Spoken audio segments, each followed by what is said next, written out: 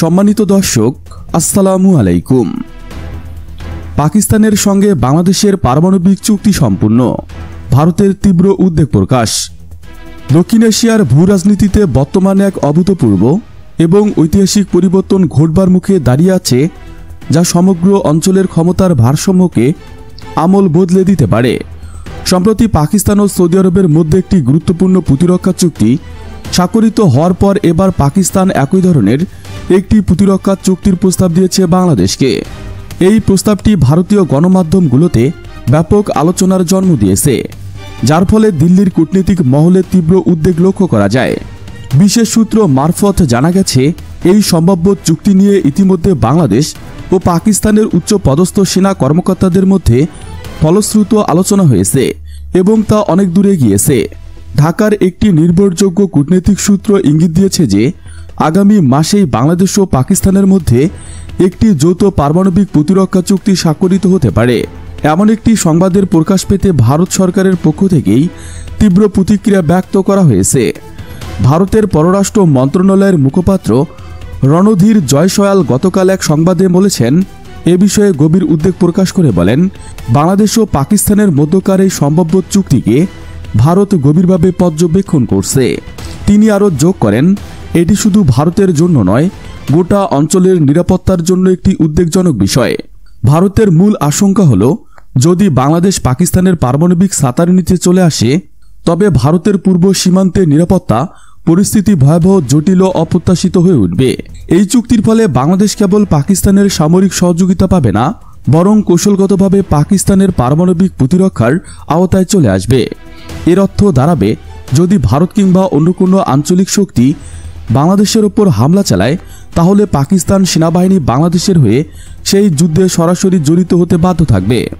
এই অঙ্গীকার নিঃসন্দেহে আঞ্চলিক ভূরাজনীতিতে একটি নতুন অধ্যায়ের সূচনা করবে। আন্তর্জাতিক বিশ্লেষকরা এই ঘটনাটিকে দক্ষিণ এশিয়ার ইতিহাসে এক নজিরবিহীন ঘটনা হিসেবে আখ্যায়িত করে আসছেন। তাদের মতে এই চুক্তি দক্ষিণ এশিয়ার কৌশলগত সামরিক ভারসাম্যকে পুরোপুরি পাল্টে দিতে পারে। ভারতের জন্য এটি একটি নতুন এবং অপ্রত্যাশিত দুই ফ্রন্টের যুদ্ধ এর আশঙ্কা তৈরি করেছে। একদিকে পশ্চিম সীমান্তে দীর্ঘদিনের প্রতিপক্ষ পাকিস্তান এবং অন্যদিকে পূর্ব সীমান্তের সম্ভাব্য নতুন মিত্র হিসেবে বাংলাদেশ। এই দুই প্রান্তে একই সাথে সামরিক চ্যালেঞ্জ মোকাবেলা করার সম্ভাবনা ভারতকে গভীরভাবে চিন্তিত করেছে। এমন পরিস্থিতিতে ভারতকে তার সামরিক ও অর্থনৈতিক শক্তি দুই ভাগে বিভক্ত করা এবং মোতায়েন করতে হবে, যা নিঃসন্দেহে তাদের জন্য একটি বিশাল চ্যালেঞ্জ। এর ওপর ভারতের উত্তর সীমান্তে চীনের মতো বৃহৎ শক্তিকে মোকাবেলায় ভারতকে সার্বক্ষণিক সতর্ক থাকতে হয়, যা তাদের সামরিক পরিকল্পনাকে আরও জটিল করে তুলবে।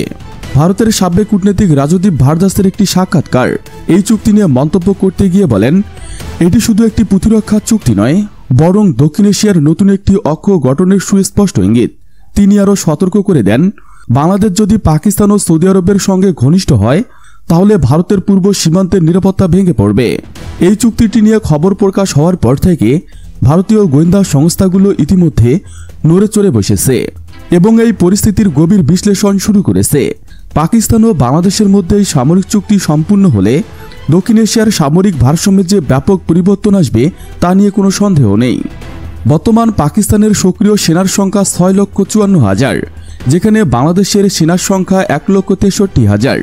এই দুই দেশের সম্মিলিত মোট সেনা সদস্য দাঁড়াবে 8,17,000। শুধু সংখ্যার দিক থেকে নয়, গুণের দিক থেকেও একটি জোট শক্তিশালী হবে। পাকিস্তানের সেনাবাহিনী বিশ্বের অন্যতম সেরা পেশাদার বাহিনী হিসেবে পরিচিত। গ্লোবাল ফায়ার পাওয়ার ইন্ডেক্সের তথ্য অনুযায়ী বর্তমানে পাকিস্তানের বৈশ্বিক সামরিক র্যাঙ্কিং 9ম পজিশনে রয়েছে, যা তাদের সামরিক শক্তির একটি বড় প্রমাণ। বৈশ্বিক সামরিক সংস্থা জিএফ-এর একটি প্রতিবেদন অনুযায়ী পাকিস্তানের একজন সেনাবাহিনী যে পরিমাণ যুদ্ধ করতে সক্ষম, সেটা ভারতীয় 10 জন সেনাবাহিনীর সমান। এর মূল কারণ হিসেবে উল্লেখ করা হয়েছে পাকিস্তান সেনাবাহিনীর শারীরিক গঠন এবং প্রতিকূল পরিস্থিতিতে তাদের টিকে থাকার অসাধারণ সহ্য ক্ষমতা, যা ভারতীয় সেনাবাহিনীর চেয়ে অনেক বেশি বলে দাবি করা হয়েছে। অন্যদিকে ভারতীয় সেনাবাহিনীর সংখ্যা বেশি হওয়ার কারণে দেশটি তাদের সেনাবাহিনীর দক্ষতা বৃদ্ধিতে ততটা মনোযোগ দিতে পারে না বলে অভিযোগ রয়েছে। এর পাশাপাশি ভারতীয় সেনাবাহিনীতে মানসিক চাপের কারণে আত্মহত্যার প্রবণতা প্রলোভন লক্ষ্য করা যায়। গত 3 বছরে কোনো বড় ধরনের যুদ্ধ ছাড়াই শুধুমাত্র আত্মহত্যার কারণে ভারতে প্রায় 650 জন সেনাপ্রধান হারিয়েছেন। এদের অধিকাংশই পাকিস্তান সীমান্তের দায়িত্ব পালনকালে মানসিক চাপে ভুগছিল বলে জানা গেছে। ভারতের সরকারি প্রতিবেদন অনুযায়ী গড়ে প্রতি 3 দিনে একজন সেনা আত্মহত্যা করে থাকে, যা বাহিনীর ভিতরের মানসিক স্বাস্থ্য চ্যালেঞ্জের একটি ভয়াবহ চিত্র তুলে ধরে। পাকিস্তানের শক্তিশালী মিসাইল ভান্ডার বাংলাদেশের জন্য অত্যন্ত গুরুত্বপূর্ণ বলে বিবেচিত হচ্ছে।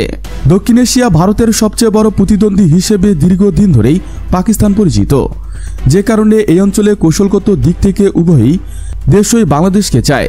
সাম্প্রতিক সময়ে শেখ হাসিনা সরকারের পতনের পর থেকে ভারত ক্রমে দক্ষিণ এশীয় অঞ্চলে বন্ধুহীন রাষ্ট্র হয়ে পড়েছে বলে অনেক বিশ্লেষক মনে করেন।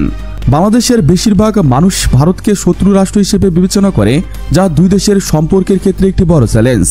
তাই পাকিস্তান চায় বাংলাদেশ একটি শক্তিশালী রাষ্ট্র হিসেবে গড়ে উঠুক, কারণ সামরিক দিক থেকে বাংলাদেশ শক্তিশালী হলে ভারত কৌশলগতভাবে চাপে পড়বে। এ কারণে পাকিস্তান সেনাবাহিনী বাংলাদেশকে আধুনিক সমরাস্ত্র দিতে আগ্রহী। অতীতেও বাংলাদেশকে একাধিকবার আধুনিক সমরাস্ত্র করে প্রস্তাব করেছে পাকিস্তান।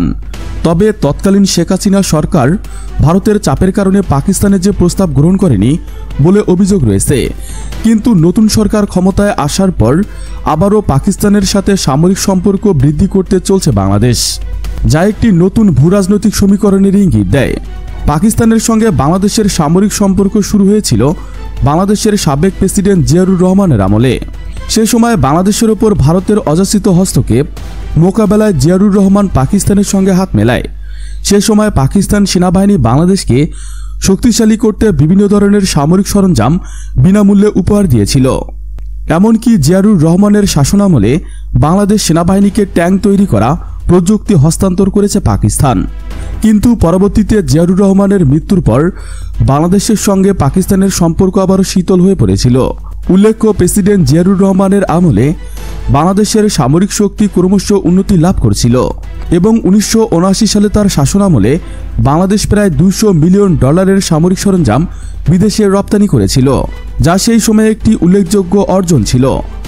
বাংলাদেশ এবং পাকিস্তানের কৌশলগত প্রতিপক্ষ ভারত, উভয় দেশের এক এবং অভিন্ন শত্রুর হিসেবে ভারতকে দেখা যায়। সুতরাং উভয় দেশের মধ্যে বড় ধরনের কোনো সামরিক চুক্তি হলে সেটি ভারতের জন্য নিঃসন্দেহে বিপজ্জনক হয়ে উঠবে। পাকিস্তানের মিসাইল ভান্ডার বেশ সমৃদ্ধ এবং দেশটির বিভিন্ন পাল্লার মিসাইল তৈরি করতে সক্ষম। বাংলাদেশের সঙ্গে পাকিস্তানের প্রতিরক্ষা চুক্তি থাকলে পাকিস্তান থেকে প্রযুক্তিগত সহযোগিতা নিয়ে খুব সহজেই দূরপাল্লার মিসাইল তৈরি করতে পারবে বাংলাদেশ, যা তার সামরিক সক্ষমতাকে বহুগুণ বাড়িয়ে দেবে। আর বাংলাদেশ সামরিকভাবে শক্তিশালী দেশ হলে এটি পরোক্ষভাবে পাকিস্তানের স্বার্থের জন্য লাভজনক হবে, কারণ সেক্ষেত্রে ভারত তার পূর্ব ও পশ্চিম দুই দিক থেকে শক্তিশালী প্রতিবেশীর দ্বারা চাপে থাকবে, যা তার সামরিক কৌশলের উপর গভীর প্রভাব ফেলবে। এছাড়া বাংলাদেশের সঙ্গে প্রতিরক্ষা চুক্তির আওতায় যদি বাংলাদেশের উপর কোনো পারমাণবিক হামলা হয়, তাহলে সে হামলার পাল্টা পারমাণবিক হামলা চালাবে পাকিস্তান। এই চুক্তিটি স্বাক্ষর হলে বাংলাদেশ কার্যত বৈদেশিক শক্তির হাত থেকে পারমাণবিক সুরক্ষা পাবে, যা তার নিরাপত্তা ব্যবস্থাকে অভূতপূর্ব স্থিতিশীলতা দেবে। পাকিস্তানের সঙ্গে নিরাপত্তা চুক্তি স্বাক্ষর হলে সেটি নিয়ে দুই দেশ থেকে চাপে থাকবে ভারত, কারণ ভারত যদি কখনো বাংলাদেশে আক্রমণ করার পরিকল্পনা করে, তাহলে সরাসরি বাংলাদেশ সেনাবাহিনীকে সহযোগিতা করতে পারবে পাকিস্তানের সামরিক বাহিনী। পাকিস্তানের সঙ্গে বাংলাদেশের এই ধরনের সামরিক চুক্তি থাকলে ভারত বাংলাদেশের উপর হামলা চালানোর আগে বহুবার ভাবতে বাধ্য হবে, কারণ বর্তমানে একই সঙ্গে দুই ফ্রন্টে লড়াই করার মতো ক্ষমতা ভারতের নেই, যা তাদের সামরিক পরিকল্পনাকারীদের জন্য একটি বড় উদ্বেগের কারণ। তো এই পরিস্থিতিতে আপনার কি মনে হয়, পাকিস্তানের সঙ্গে বাংলাদেশের এই প্রতিরক্ষা চুক্তি কি আঞ্চলিক নিরাপত্তাকে বৃদ্ধি করবে, নাকি বাংলাদেশকে একটি গভীর ভূরাজনৈতিক বেড়াজালে ফেলবে? আপনার মূল্যবান মতামত জানিয়ে দিন আমাদের কমেন্ট বক্সে। সেই সাথে আমাদের চ্যানেল সাবস্ক্রাইব করতে মোটেও ভুলবেন না, যাতে এমন সব গুরুত্বপূর্ণ বিশ্লেষণ আপনার হাতে পৌঁছে দিতে পারি। Thanks for watching my video. আল্লাহ হাফেজ।